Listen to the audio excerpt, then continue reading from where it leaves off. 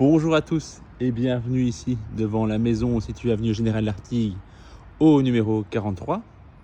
Comme vous pouvez le constater, il s'agit d'une rue extrêmement calme où il y a très peu de passages.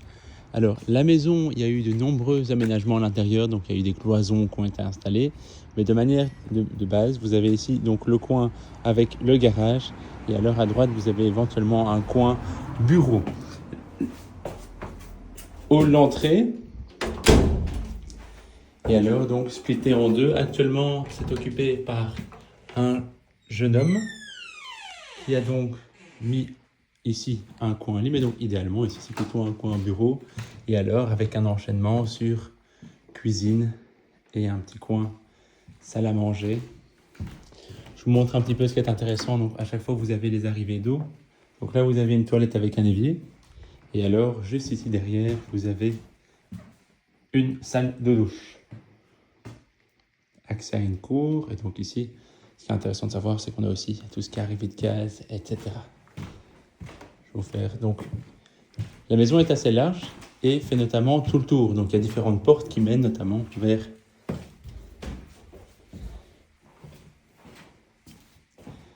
le garage, donc avec une porte automatique.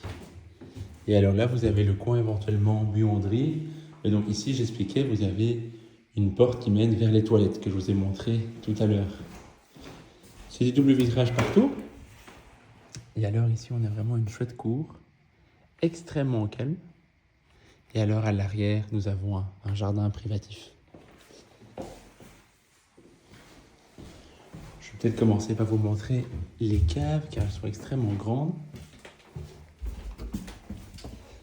Alors, quand je descends vers les caves, vous avez ici à ma gauche le local chaufferie, donc avec la chaudière. Ce qui est intéressant ici, c'est que nous avons aussi un PEB-E, donc c'est-à-dire qu'il répond déjà aux exigences pour 2033. Là, vous avez le compteur de gaz, le compteur électrique est en bi-horaire, ainsi que les différents tableaux. Ici, ils ont ajouté encore une petite cuisine supplémentaire. Local rangement. Et encore une autre cave de rangement. Donc vous avez vu, il y a vraiment énormément d'espace de stockage dans la maison. Désormais, je vais vous montrer le premier étage. Donc ici, ça dépend un petit peu de ce que vous avez envie de faire. Mais donc le rez-de-chaussée, c'est plutôt un coin bureau avec un garage et tout ce qui est plutôt local buanderie. Toilette séparée avec un évier.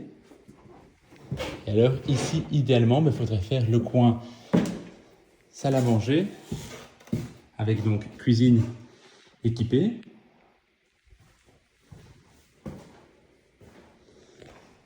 Un bel espace salle à manger si vous le désirez. Et alors ici, ça peut servir de coin salon. Et alors on refait le tour par où je vous ai montré, mais comme ça au moins vous comprenez un petit peu mieux comment est composée la maison. Et alors à l'avant, vous avez éventuellement une petite chambre avec une salle de douche qui est ici. Désormais, je vais vous montrer donc le deuxième étage.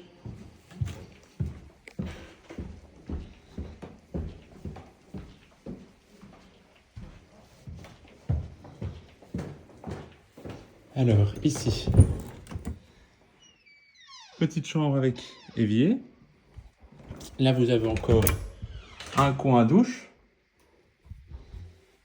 Encore une autre chambre. Une salle de bain. Et alors ici, encore une autre chambre.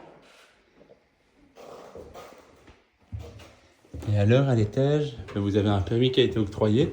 Mais donc ils ont transformé les combles en chambres. Et donc, selon l'urbanisme, c'est considéré comme deux chambres. Donc, une première ici à ma gauche. Et alors une autre ici, de même dimension.